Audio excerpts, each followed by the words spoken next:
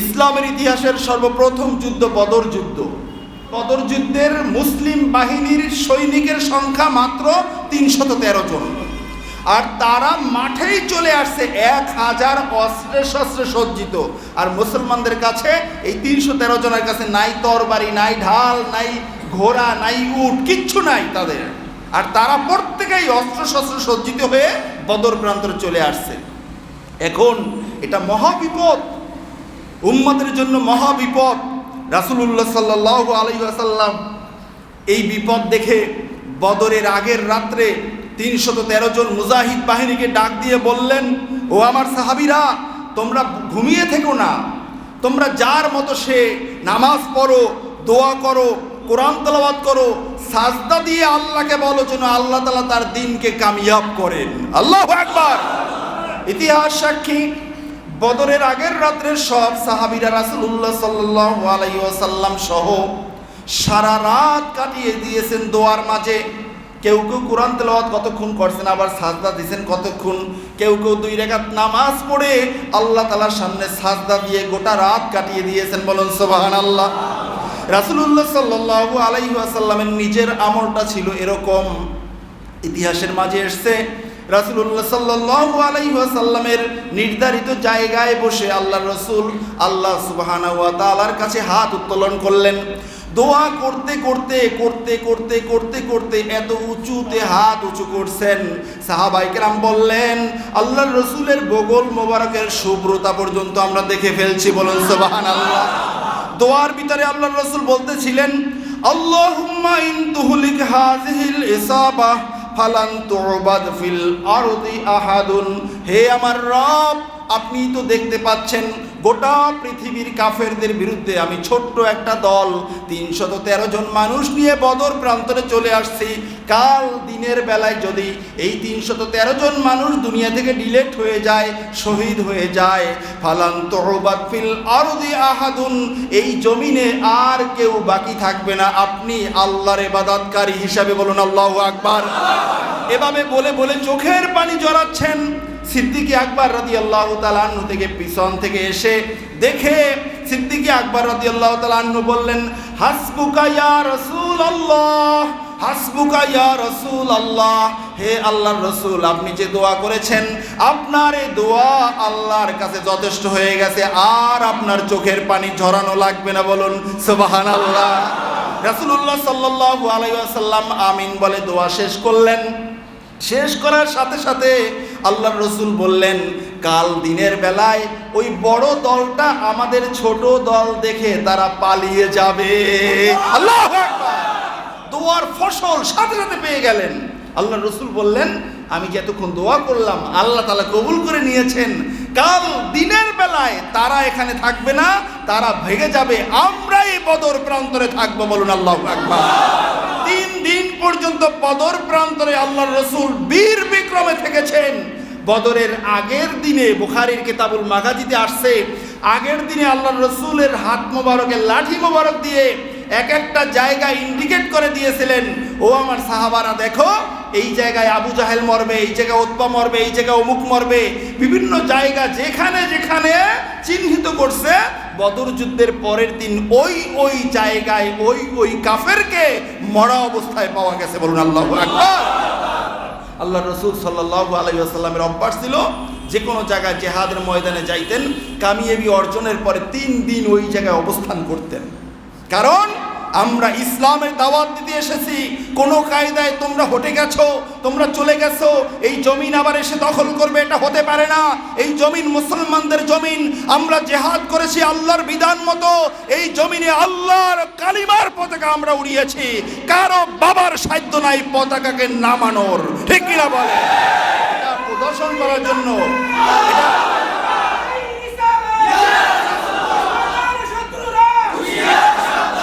সময় কম, এটা প্রদর্শন করার জন্য আল্লাহর রাসূল জিহাদ শেষ রাত্রেবেলা চলে যাইতেন, এমনটা একটা যুদ্ধও হয় নাই। আমরা সেই নবীর উত্তরসূরি, আমরা বদরি সাহাবীদের উত্তরসূরি, যেই বদরি সাহাবীকে আকাশের ফেরেশতা এসে সাহায্য করেছিলেন। ঠিক কিনা বলেন? আল্লাহর রাসূল যে দোয়া করছেন কেমনে বললেন, জিবরাইল আমিন চলে আসছেন। জিবরাইল আমিন চলে এসে জিবরাইল আমিন আল্লাহ রসুল সাল্লাল্লাহু আলাইহি ওয়াসাল্লামকে সুসংবাদ দিলেন। সূরা আল ইমরানের 123 নম্বর আয়াত, সূরা আল ইমরানের 125 নম্বর আয়াত, আল্লাহ সুবহানাহু ওয়া তাআলা বলেছেন, ওয়ালাকাদ নাসারাকুমুল্লাহু বিবাদরি ওয়া আনতুম আযিল্লাহ। আল্লাহ তাআলা বলছেন, ও আমার হাবিবের উম্মতেরা, আমি তো বদর প্রান্তরে তোমাদেরকে সাহায্য করেছি, অথচ তোমরা সেখানে ছিলে খুব হীন মনে। বলুন না আল্লাহু আকবার। 313 জন খালি হাতে, আর তাদের সবার শানিত তরবারি। তরবারির দিকে তাকানো যায় না, চোখ ফিরে যায়। চোখ ধাঁধানো তরবারি, যেই তরবারির শান দেখে কলিজায় পানি থাকে না, সেই তরবারি নিয়ে তারা চলে আসছে। আল্লাহ বলছেন, তাদের বিরুদ্ধে আমি তোমাদেরকে সাহায্য করেছি। ফাত্তাকুল্লাহ লাআল্লাকুম তাশকুরুন। সুতরাং আমি যেই রব তোমাদেরকে সাহায্য করেছি, আমি রবকে তোমরা ভয় করো, আমি রবের জন্য তোমরা শুকরিয়া আদায় করো। বলুন সুবহানাল্লাহ। কি সাহায্যটা করছি? আল্লাহ তাআলা 25 নম্বর আয়াতে বলছেন, ইউমদিদুকুম রব্বুকুম বিখামসাতি আলাফিম মিনাল মালাইকাতি মুসাউমিন। আল্লাহ সুবহানাহু ওয়া তাআলা আকাশ থেকে অন্য এক আয়াতে এসেছে 3000, আর এই আয়াতে কারিমে আসছে 5000 সজ্জিত ফেরেশতা আল্লাহ তাআলা বদর প্রান্তরে প্রেরণ করেছিলেন। বলেন সুবহানাল্লাহ। বদর প্রান্তরে এসে বদর যুদ্ধের যে ময়দানটা, তার 3 কিলোমিটার দূরে এই পাহাড়টা অবস্থিত, যেই পাহাড়কে আজও বলা হয় জাবালুল মালাইকা। বলুন সুবহানাল্লাহ। জাবালুল মালাইকা। এই পাহাড়ের উপরে 5000 ফেরেশতা জান্নাতের ঘোড়া তরবারি নিয়ে যুদ্ধের সাজে সেজে অবতীর্ণ হয়েছেন। বলুন না সুবহানাল্লাহ। ওই পাহাড়টা আমি নিজে দেখেছি, অনেক দূর থেকে দেখা যায়। ওই পাহাড়টা আজও স্বর্ণালী কালার দেখা যায়, স্বর্ণের মতো ঝকঝক ঝকঝক করে। বলুন না সুবহানাল্লাহ। এই পাহাড়ের উপরে 5000 ফেরেশতা নাজিল হয়েছেন, তারা এসে সোজা চলে গেছেন বদর যুদ্ধে। বলুন না সুবহানাল্লাহ। বদর যুদ্ধে এ কারণে কাফেররা পর্যন্ত বদর যুদ্ধ থেকে পালিয়ে গিয়ে তারা এক জায়গায় বসে গল্প করতেছিল। সিরাতে ইবনে হিশামের মাঝে এসেছে যে বলতেছিল যে আমরা দেখছি মুসলমান নাই, কেউ নাই, আমাদের অমুকের কল্লাটা পড়ে গেছে। একজন পাশ থেকে বলে, আরে জানো না বদর যুদ্ধে তো ফেরেশতারা আসছিল। এই কথা বলার সাথে সাথে তার মুখের উপর একটা থাবড় দিয়ে দিয়েছে। মুসলমানদেরকে বদর যুদ্ধে ফেরেশতারা সাহায্য করছে, এটাও শুনতে চায় না ওই কাফেরের বাচ্চা কাফের। ঠিক কিনা বলে? মুসলমানদেরকে সাহায্য আল্লাহ করবেনই করবেন। তোমরা যতই আমাদেরকে নিধন করতে চাও, নিঃশেষ করতে চাও, আল্লাহর ওই 5000 ফেরেশতা ইতিহাসের মাঝে আসছে, হাদিসের মাঝে, তাফসীরের মাঝে আসছে। ওই 5000 ফেরেশতাকে আল্লাহ তাআলা আকাশে উঠিয়ে যুদ্ধের পোশাক, হেলমেট, তাদের এই শিরচ্ছেদ এবং তরবারি রাখার অনুমতি দেন নাই। এগুলো নিয়ে তারা জমিনের দিকে তাকিয়ে বসে আছেন।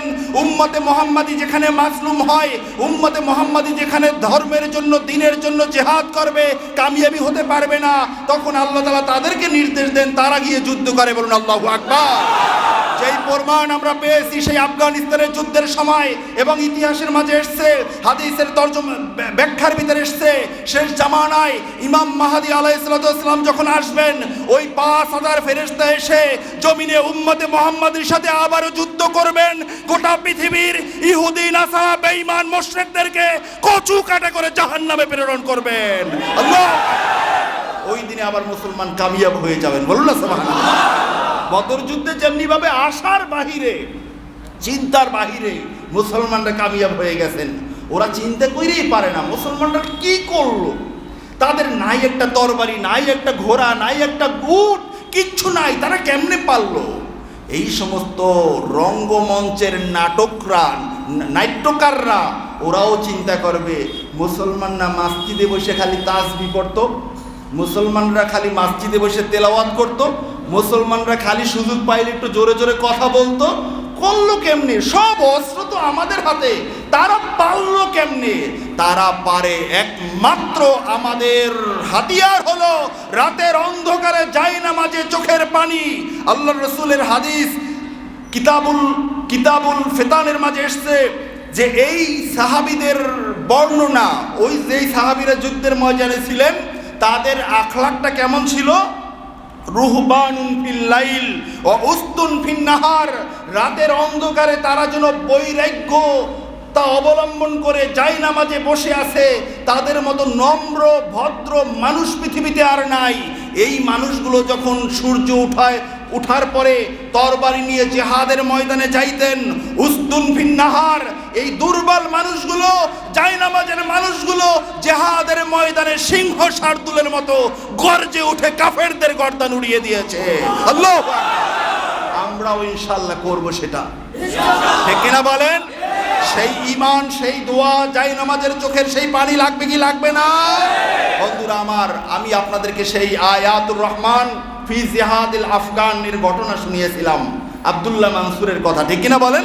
মনে আছে না আপনাদের? তাহলে সেই আব্দুল্লাহ মানসুরের পাথেয়টা ছিল কিন্তু দোয়া। 2 রাকাত নামাজ পড়ছেন, আল্লাহর কাছে দোয়া করছেন যে আল্লাহ, আপনি আমাকে আজকের যদি আপনার নাম বিজয় না হয়, তারা বুঝে যাবে মুসলমানদের কোনো ক্ষমতা নাই। সুতরাং আল্লাহর কাছে এই দোয়া করে এক মুষ্টি বালু যখন মারল, 50টা সাজোয়া ট্যাঙ্ক জায়গায় মাটির সাথে মিলে গেছে। বলুন আল্লাহু আকবার। আমরা সেই মুসলমান, আল্লাহ এখনো সাহায্য করেন। দেখেন না, বিভিন্ন জায়গায় ঘরে আগুন লাগে, কোরআন পড়ে না। দেখেন না, নোবেল নাটক সব শেষ হয়ে যায়, কিন্তু কোরআন পড়ে না। এটা কে দেখাচ্ছেন আমাদেরকে? আল্লাহ দেখাচ্ছেন, কিন্তু আমরা বুঝি না। আজকের এই আলোচনা থেকে আমাদের শিক্ষা, আমরা মুসলমান, আমরা তাদের উত্তরসূরি যারা আল্লাহর রাসূলের সাথে বদরের প্রান্তরে ছিলেন। ওই বদরের প্রান্তরের 313 জন সাহাবী আল্লাহর রাসূলের সাহায্যার্থে যে 5000 ফেরেশতা এসেছেন, তাদেরকে চোখে দেখেছেন। ওই ফেরেশতারা একই সাজে সজ্জিত এখনো আছে। আমরা শেষ জামানায় কালিমার পতাকা উড়ানোর জন্য ওই ফেরেশতাদেরকে আবারও চোখে দেখতে চাই। আল্লাহ তাআলা কবুল করুক, বলেন আমিন।